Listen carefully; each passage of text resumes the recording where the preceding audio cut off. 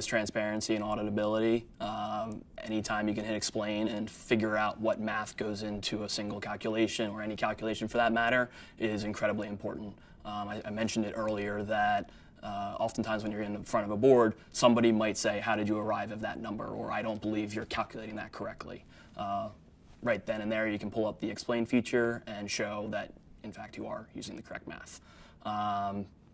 Another one would be reporting. The flexibility with to create reports far surpasses that which most other platforms that our clients are using right now.